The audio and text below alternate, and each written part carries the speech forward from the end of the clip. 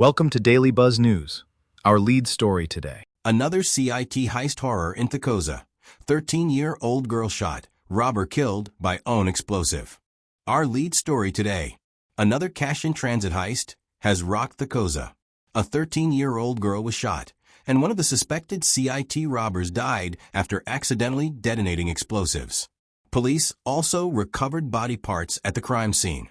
The dramatic incident unfolded on Saturday afternoon around 1:30 p.m. in the heart of Thokoza at Corhulini. A white Mercedes-Benz allegedly rammed into an armored cash-in-transit vehicle traveling along Kumalo Street, causing it to overturn. A group of heavily armed suspects then stormed the scene, disarming security guards and using explosives to force open the vehicle. Gunfire was reported as the suspects worked to secure an escape route. During the chaos, a 13-year-old bystander was struck by a stray bullet and rushed to hospital with serious injuries. Thankfully, none of the security guards were injured. Police say the suspects fled the scene in 4 separate vehicles, sparking a massive manhunt. Gauteng Police spokesperson Lieutenant Colonel Mavila Masando confirmed the incident and urged community members to come forward with any information that could help identify the suspects. This latest attack adds to growing concerns over the ongoing wave of cash-in-transit robberies across South Africa in 2025, where innocent lives continue to be put at risk. Preliminary investigation revealed that the cash-in-transit armored vehicle was driving on this road in Thokoza when it was bumped by a white Mercedes-Benz used by the suspects, forcing it to overturn. Then a number of suspects, then they joined in, they bombed the armored vehicle and took undisclosed amount of cash and disarmed the security guards that were inside the armored vehicle. There was also an escort vehicle that was escorting the armored vehicle, so the security guards in that escort vehicle, they were also shot at. So, but there were no injuries that were reported from the security guard. The only person that was injured is a 14-year-old girl that was in this street. She was hit by a stray bullet. She was taken to hospital in a serious condition. For now, we cannot confirm the number of suspects, but the information that we've got is that they used 4 getaway cars.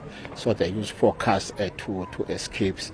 For that, it shows that we are dealing with quite a number of suspects. We are dealing with a gang here, but we cannot confirm how many were there. But information is that they were using 4 different cars when they escaped.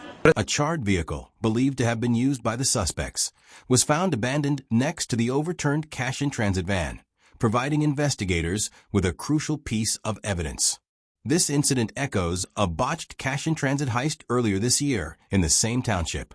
On the morning of Tuesday, May 6, 2025, at the intersection of Kumalo and Murray Streets in Fulla Park Extension 5, a gang of at least 10 suspects targeted another armored cash vehicle.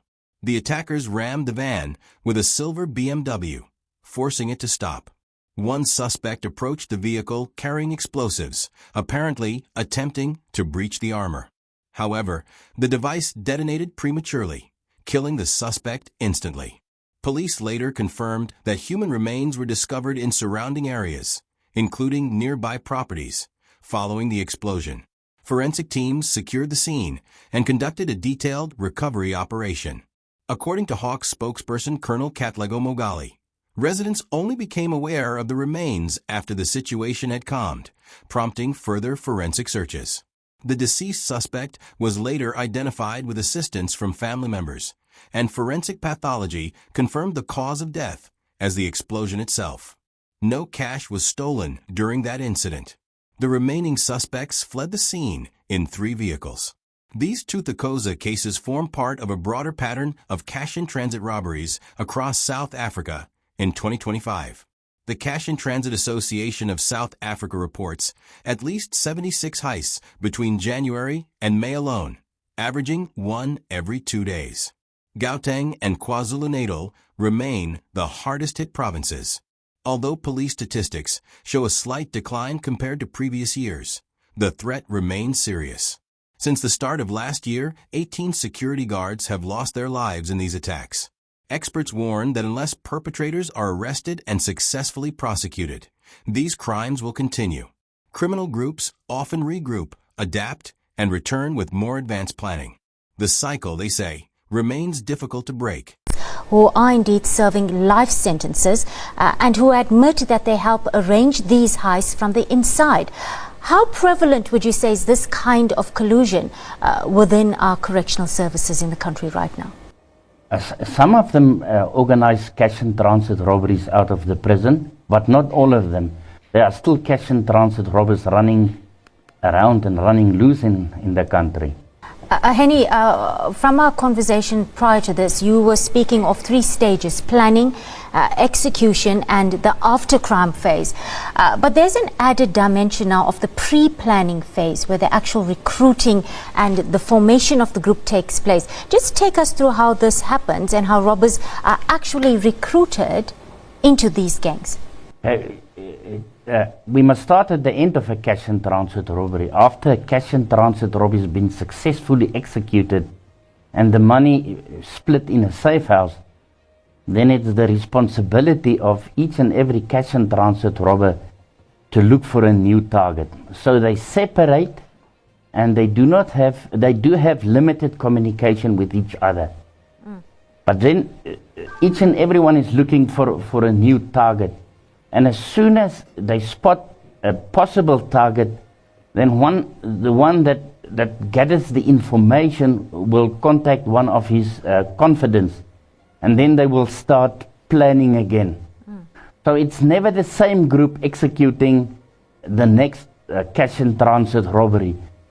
And then they are after the second man has been included into the group, then they are using a process which is used by the crime intelligence gathering agencies throughout the world, which is called the crime intelligence gathering process.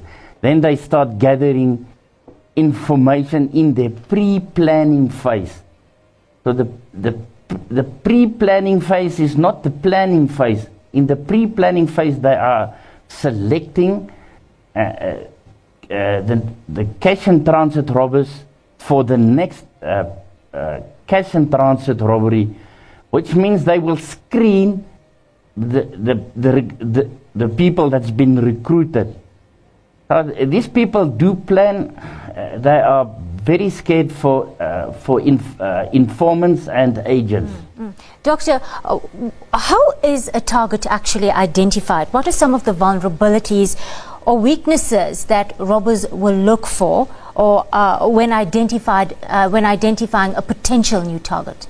Okay, it all depends on the target identified.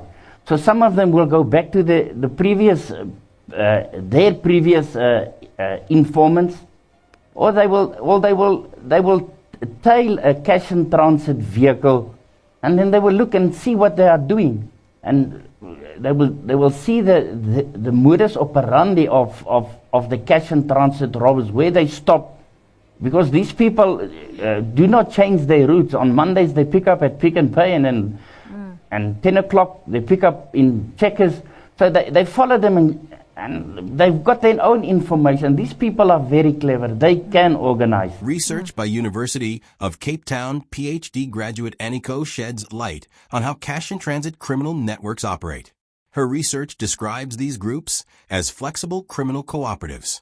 Small clusters form around a core group for a specific job, then dissolve and reassemble for the next operation.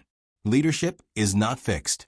Instead, it shifts depending on who controls key resources, skills, or information at the time.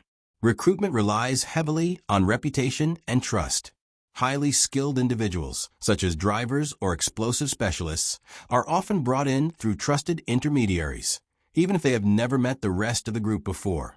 Co explains that these networks balance security and efficiency. They stay small to limit information leaks, but connected enough to carry out complex, coordinated attacks. Using social network analysis, co-simulated law enforcement disruptions. Her findings show that random arrests have little impact, but targeting key gatekeepers, who link different clusters, can cause entire networks to collapse. However, applying this strategy remains a challenge in South Africa. The South African Police Service and the Hawks face shortages of skilled analysts, limited integration between analysts and detectives, and weak cooperation with private security companies. Public pressure often results in high-profile operations that deliver short-term results, but allow criminal networks to adapt and return stronger. The 2025 wave of cash-in-transit heists highlights this evolution. In January, a robbery in Orlando East, Soweto, saw suspects ram a cash van with a white Mercedes-Benz, bomb it open, and escape with an undisclosed amount of cash. In May, another attack in Raby Ridge, Ekurhuleni, left 3 security guards injured during a shootout, with suspects fleeing in multiple vehicles. By July, confrontations escalated further when 5 suspects were killed in a shootout with police in Crown Mines, south of Johannesburg, following an intelligence-led operation. In September, a highly unusual incident in Boksburg, Ekurhuleni, saw suspects attack a cash van, only for another cash-in-transit vehicle to intervene, triggering further gunfire. These cases reveal a highly sophisticated modus operandi. Syndicates often spend weeks or months conducting surveillance, mapping routes, studying security protocols, and gathering intelligence from informants or even social media. They use stolen vehicles with false number plates, high-powered firearms, road spikes, and commercial-grade explosives to breach armored vehicles quickly. Corruption and inside information can also play a role, tipping the balance in favor of the criminals. The impact goes far beyond the crime scenes. Financial losses run into millions of rand each year. Public spaces become dangerous, and innocent bystanders are increasingly placed at risk during these brazen daytime attacks. Thanks for watching.